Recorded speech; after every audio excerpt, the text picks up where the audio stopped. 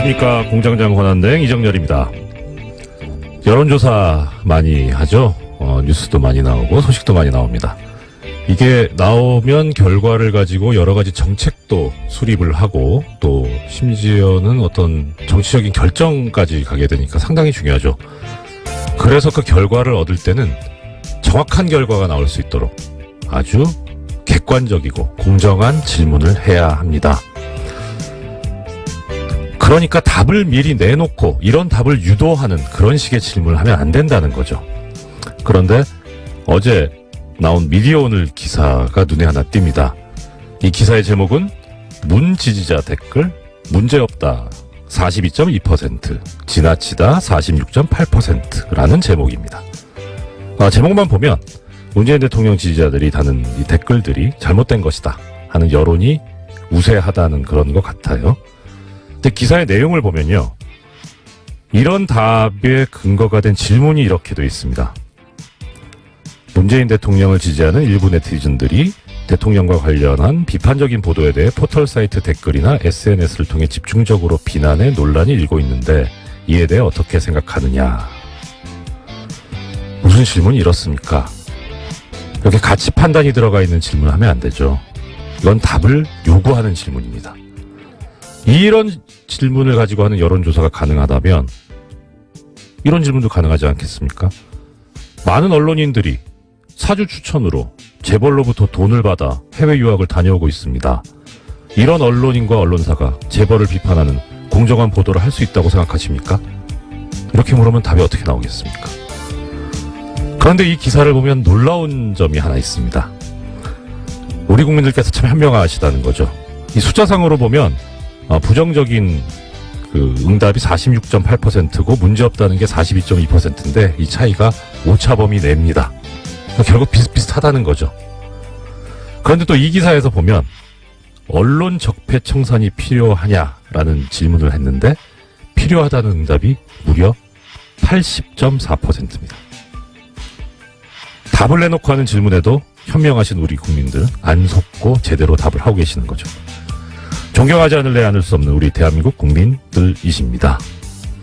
갑자기 기온이 떨어졌습니다. 날이 무척 춥습니다. 그래도 어깨 펴고 당당하게 씩씩하게 걸어보시면 어떨까 싶습니다. 우리는 위대한 대한민국의 국민입니다. 공장문 열겠습니다. 이상 공장장 원한대행 이정열 생각이었습니다.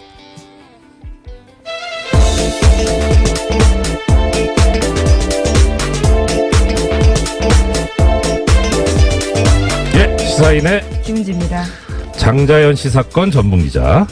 언제부터 제가 그렇게 된지는 조금 당황스러운데요. 예, 열심히 취재하라는 뜻으로 알겠습니다. 예, 어제 저 화제 중에 하나가 의진 뉴스공장 관련된 분들 저 실시간 검색어에 많이 올라가셨어요. 근데 특히 장자연 씨. 네, 그렇죠. 어제 하루 종일 실시간 검색어였는데요. 네. 관련해서 청와대 청원 게시판에는 어제 하루만 해도 1000건 넘는 게시글이 올라왔다라고 합니다. 1000분이 동의를 했다는 게 아니라 1000건? 예, 그래서 글 자체가 1000건이 올라온 건데요. 이야. 특히 유력 인사에 대한 수사가 제대로 이루어졌는지에 대해서 규명해야 된다라는 목소리 커지고 있어서요. 예. 검찰 과거사위에서는 오는 1월 안에 장치 사건에 대해서 재수사 여부를 결정한다라고 합니다. 아니, 이 정도면 결정하셔야 되는 거 아닌가 싶은데요. 그런데 1000건이면 어떻게 보면 많다고도 볼 수 있지만 이거는 한 군데에 좀 집중해서 몰아야 되지 않을까 싶기도 한데요. 청와대 대합을 나오려면요 20만 명 이상이 지금 해야 돼서요. 예. 그것이 아니더라도 어쨌거나 검찰 과거사위가 이 사건 자체를 재수사할지에 대해서 검토한다고 하니까 어떻게 여론이 움직일지도 중요한 부분일 것 같습니다. 제 생각에는 이 장자연 씨 사건 전문 기자이신 왜 얼마 전에 어쩌다가 계속 그렇게 됐습니다. 유춘 전 장관에서 청와대 청원 게시판에 글을 올리셨잖아요. 예, 유시민 전 장관요. 유시친 선생님은 좀 이따가 나오시죠. 너무 좋아서. 예. 죄송합니다. 예, 유시민 전 장관께서 올려가지고 상당히 많은 호응을 얻으셨는데 그런 이제 좀 전문가 분이 하시니까 많이 알려진 또 이제 말하는 네임드 분이 하시면 많이 좀 나온다. 네임드이신 우리 김은지 기자께서 청원 한번 하시면 어떨까요? 제가 네임드도 아닌 뿐만이라요. 예, 기자는 기사로서 이렇게 또 보여드려야 되니까 열심히 취재하라는 격려를 알겠습니다. 굉장히 진짜 우리 되게 사적인 친분은 별로 없지만 여기서 이렇게 뵙는데 정말 존경스러워요. 갑자기 왜 이러시니까. 제가 여러 가지 단점을 가지고 있는데 가장 큰 단점이 거짓말을 못하는 단점을 가지고 있습니다. 자, 오늘 이제 소식 전해주십시오. 네, 다스는 누구 겁니까? 라는 질문 뉴스공장에서 계속 던지고 있는데요. 이 답을 찾기 위해서 검찰이 본격적인 수사에 들어갔습니다. 검찰 수사는 투트랙으로 진행되는데요. 어제 서울 동부지검에서 출범한 수사팀 같은 경우에는 120억 원대 다스 비자금 조성 의혹을 수사합니다. 참여연대는 지난 7일에 신원불상의 다스 실소유주가 120억 원의 비자금을 조성했다라고 고발한 바가 있는데요. 또한 관련 의혹을 수사했던 정호영 전 특검 같은 경우에도 고발당했습니다. 이 사건은 공소시효가 50여일 남아 있습니다. 또 다른 갈래는 다스의 140억 원 투자금 반환 소송에 청와대가 개입했는지에 대한 서울중앙지검의 수사인데요. 검찰은 최근에 청와대 행정관 조사했고요. 또 어제는 관련 문건 폭로했던 시사인의 주진우 기자 참고인으로 조사했습니다. 이 사건은 검찰이 2020년까지 공소시효 있다라고 판단하고 있습니다. 네. 자, 이 장자연 씨 사건 전문이 김은지 기자님이시라면 또 이 다스 전문은 우리 또 뉴스공장 아니겠습니까? 예, 이 뉴스공장이 제기한 문제 여기에 대해서 이제 공권력이 움직이고 있다. 그리고 또 한편으로 이건 좀 약간 가벼운 얘기인데 그 시사인 주진우 기자 정통 시사주간지 시사인의 주진우 기자 참고인으로 출석을 하면서 자료를 이제 전달했다는 거잖아요. 네, 분홍 보따리 들고 나왔습니다. 예, 그 보자기에 싸가지고 가는데 그 표정이 제가 그동안 주진우 기자 보면서 맞닥뜨렸던 표정 중에 제일 행복하고 편안한 표정이었어요. 그래서 이게 뭐 기자님들께서 취재하시고 기사를 쓰시면서 어떤 보람을 느끼고 하시겠지만 또 그런 것이 이렇게 결실을 맺어간다라고 하는 것도 상당한 뿌듯함을 느끼실 수 있겠다 싶더라고요. 네, 뉴스공장에도 가끔 들고 왔던 그 보따리인데요. 그 내용들이 이제 검찰에도 참고 자료로 내게 된 겁니다. 네, 항상 선도적으로 움직이는 뉴스공장 정말 훌륭합니다. 제가 공장장 권한 대행이긴 하지만 네, 근데 정말 참 존경스러운 또 방송이죠. 자, 그러면 이제 다스는 누구 겁니까? 거의 다 모르시는 분은 거의 없는데 그런데 이제 엊그제 이 고발을 제기했던 참여연대 측에서 안진건 사무처장이 나와가지고 그런 얘기를 했습니다. 아까 김 기자님께서 신원불상이라고 하셨는데 네, 그렇죠. 성명불상자라고 하면서 예. 이 성명불상자가 누구인지를 검찰이 한번 맞춰보세요라고 하는 그런 의미라고 이렇게 말씀을 하셨으니까 그러면 누구나 거의 다 짐작하고 있는 그분에 관해서는 어떤 반응이 있는지. 네, 관련된 뉴스가 어제 MBC가 보도했는데요. 네네. 미국에서 다스의 하청 용역업체를 운영하고 있는 김아부개 씨의 인터뷰를 인용했습니다. 네. 인터뷰를 보면요. 2014년 9월 달에 이명박 전 대통령이 엘레베마주 몽고베리에 있는 다스에 들렀다라는 겁니다. 이 지역에선 다들 알고 있다라고 하는데요. 그 사람의 멘트에 따르면 이렇습니다. 자기 다스 보고 싶으니까 온 거다. 대통령 때는 못 오고 차려도 온 거 보고 싶은 거예요. 라는 건데요. 자기 다스. 네, 그분의 인터뷰 말입니다. 그래서 플로리다에 가기 전에 애틀란타에서 며칠 머물렀는데 그때 이명박 전 대통령이 차 타고 서너 시간 거리에 있는 다스 미국 법인에 조용히 갔다라는 겁니다. 당시 미국 법인의 등기이사 3명인데요. 네. 그중에 한 사람이 이명박 전 대통령의 아들인 이시영 씨입니다. 참. 이 정도 되면 그리고 좀 더 말씀. 네, 이런 멘트도 있습니다. 자기 아빠 놓고서 이 사람 너희 아빠 맞니? 라고 묻는 거랑 똑같은 질문이다고요. 다스가 그 정도 수준이다라고 해당 하청 용역업체 김아무개 씨가 이야기했습니다. 자기 아빠 놓고서 이 사람 너희 아빠 맞냐? 홍길동도 아닌데. 참. 그 정도로 명백하다는 말씀이신 거죠. 예. 자, 이제 이게 어떻게 객관적인 증거로 만들어진다는 표현이 좀 부적절할 것 같습니다. 어떻게 객관적인 증거로 확립이 돼서 실제 법정에서 유죄 판결까지 이끌어낼 수 있을 정도로 이 전문가들이 또 역할을 충분히 해주셔야 할 텐데요. 정말 이렇게 이 비전문가들 일반인들이 이렇게 많이 자료와 정보를 제공해 주고 있으니까 당연히 올바르고 실질적 진실에 맞는 결과가 나오지 않을까. 이건 기대해봐도 좋을 것 같습니다. 또 다른 소식은요? 네, 이건희 삼성전자 회장의 차명 계좌가 또 발견됐다라는 MBC 보도가 있는데요. 사정당국 관계자의 발언을 인용했습니다. 네네. 최근 삼성 이건희 회장의 차명 계좌에서 2천억 원 규모의 비자금을 추가로 발견했다라는 건데요. 이 관계자에 따르면 추가 비자금은 은행의 예금 계좌가 아닌 주식 계좌 20여 개가 흩어져 있고 이 회장이 아니라 삼성의 전현직 임직원 명의였다라는 겁니다.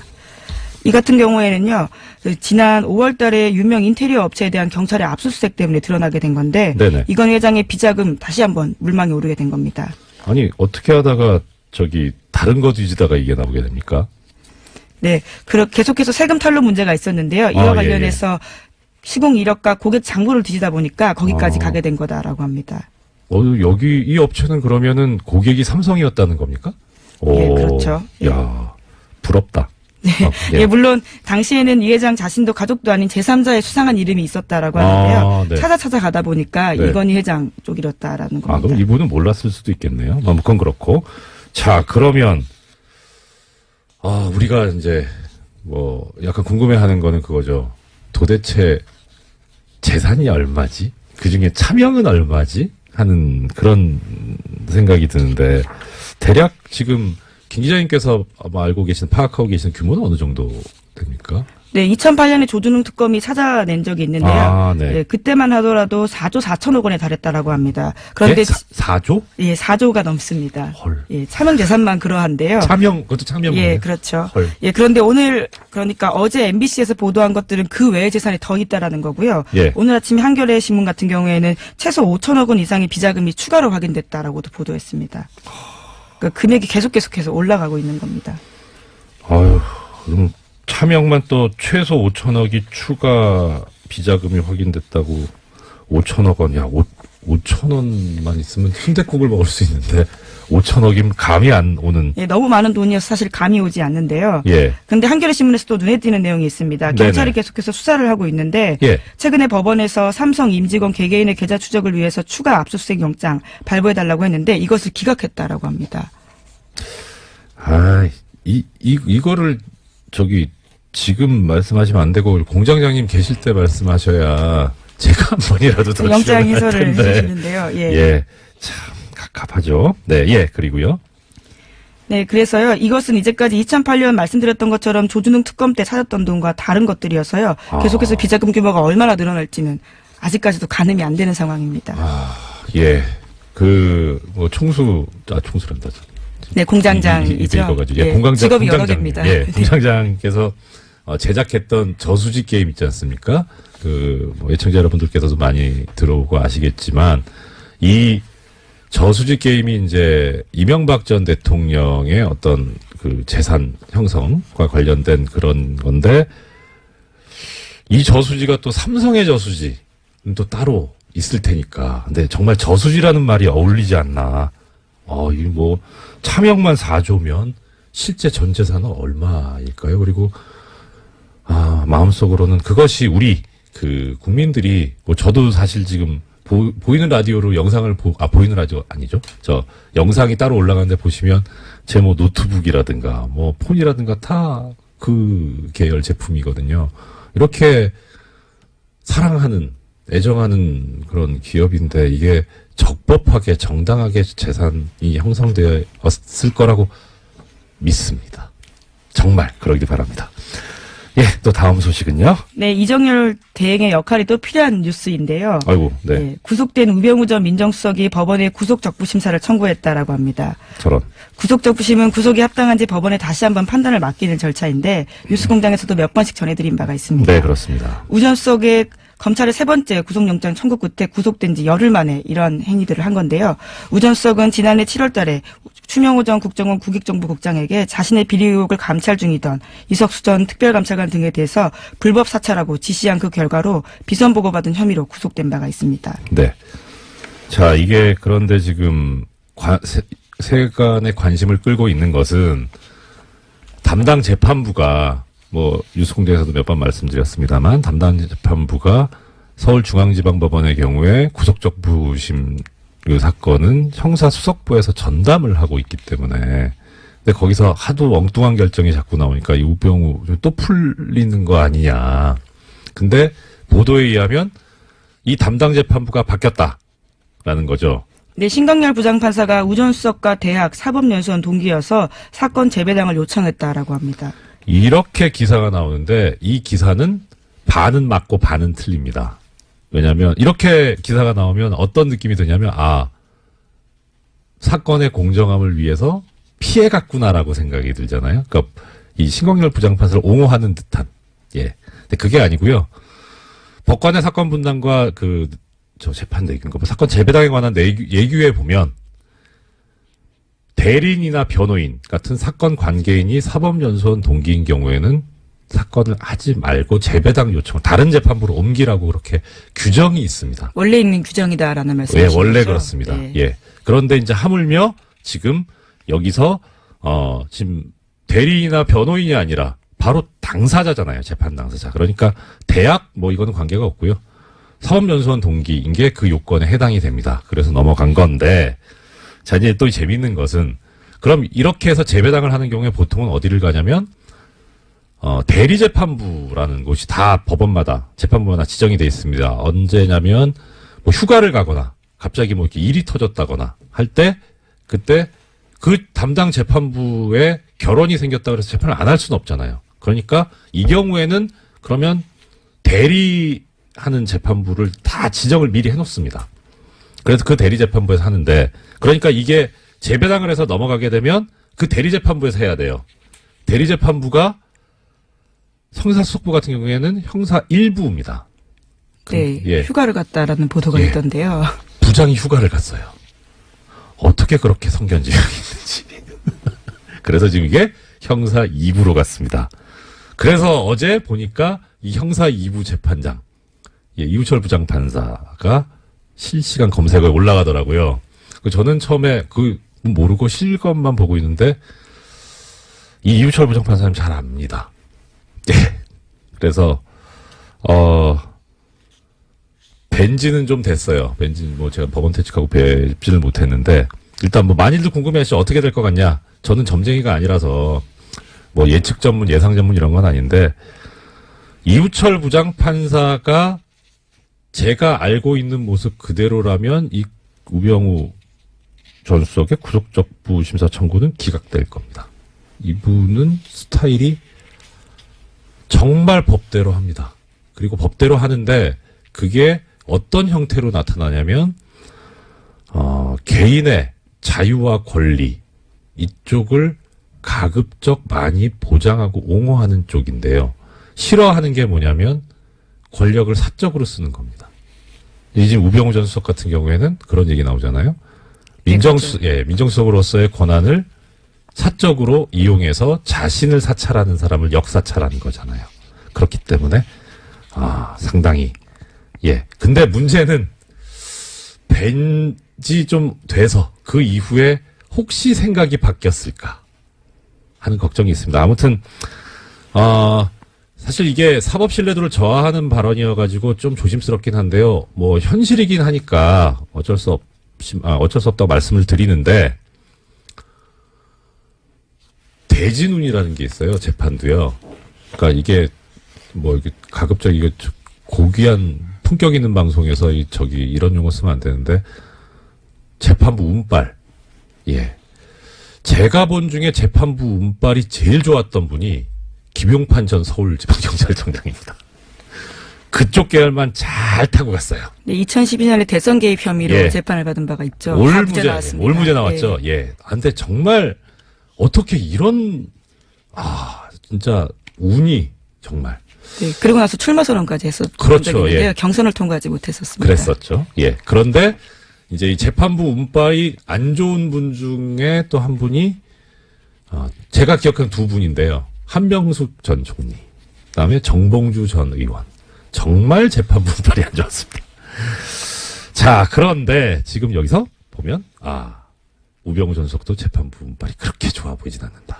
네, 오늘 구속적부심 열리는데요. 네. 그 결과에 따라서 내일 다시 제가 내일 출연하냐 못하냐까지 나오네요. 예. 네, 알겠습니다. 네, 게다가 또 조윤선 전 장관 같은 경우에도요. 오늘 영장 실질 심사가 있습니다. 내일 한꺼번에 그렇습니다. 해석을 좀 해주셔야 될 것 같아요. 큰일 났네요. 저 오프닝 써야 되는데. 네, 공장장처럼 셀프 미니 인터뷰를 하시는 방법도 있습니다. 알겠습니다. 예, 다음 소식이요. 네, 검찰이 2013년에서 2014년 국방부의 국군 사이버사령부 정치관여 의혹 관련해서요, 수사가 축소 또는 은폐됐다라는 정황을 포착하고요, 본격 수사에 착수했다라는 경향신문 보도입니다. 검찰 안팎에서는 유모 전 국방부 정책실장이 당시 국방부의 부실 조사를 주도했다라고 보는 것으로 전해진다고 합니다. 참, 이 군 문제는 접근하기가 쉽지가 않은데 계속 이렇게 나오는데, 예. 어떻든 지금, 이 얘기는 김관진 전 국방부 장관이 새 혐의로 조사를 받을 수 있다. 이게 상당히 희망적인, 얘기 아닐까 싶네요. 예, 그 가능성이 커지고 있다라고요. 오늘 네. 아침 경향신문이 보도했습니다. 네. 자, 시간이 한 3분 남았는데, 우리 장자연 씨 사건 전문 기자이신 김은지 기자님 계시고, 그다음 다스 사건 전문 방송인 뉴스공장에 있는데, 저도 대행시켜 주시는 김에 제가 그거 냈잖아요. 삼성 언론장학생 전문, 얼떨결에 돼버렸는데, 그 말씀 오늘 드려야지, 안 그러면 애청자님들한테 혼날 것 같습니다. 약속을 해서요.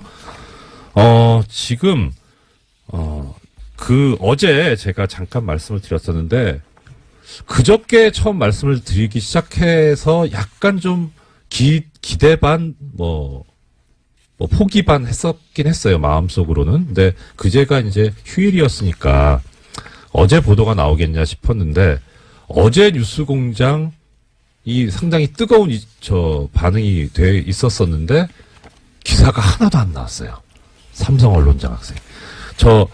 애청자 여러분, 지금이 아니더라도 한번 삼성 언론 장학생이라고 한번 포털에서 검색해 보십시오. 그러면 기사가 하나도 없습니다. 그런데 블로그나 SNS는 너무나 뜨겁습니다. 이게 과연 제대로 된 보도냐 하는 그런 생각이 드는데요. 오늘 시간이 1분 남아서 하나만 말씀드릴게요. 재미있는 기사가 하나 있습니다. 아까 제가 미디어 오늘 그 여론조사 관련해서 말씀드렸었잖아요. 미디어 오늘이 지금 언론인들이 돈을 받고 이렇게 가는 그런 거에 대해서 한번 비판을 했던 기사를 실었던 적이 있습니다. 2005년에. 예, 2005년에 그 기사가 쭉 실리고, 재미있는 것은 그 마지막에 보면 96년부터 2005년까지 사이에 그 삼성 언론재단에서 해외 연수를 보낸 언론인 명단을 실어요. 이 기사 자체는 2005년 8월 24일 날 미디어 오늘에 실린, 제목은 삼성 언론재단 최대 연 5억 원 해외 연수 지원이라는 기사고, 근데 기사 자체는 그렇고, 맨 마지막에 보면 관련 기사로 삼성 언론재단 해외 연수 언론인 명단이 실려 있는데, 이 링크를 클릭하잖아요? 기사가 삭제돼 있습니다. 거참, 왜 그랬을까? 궁금합니다. 예, 지금까지 장자연 씨 사건 전문기자, 시사인의 네, 김은지였습니다. 감사합니다. 네, 고맙습니다.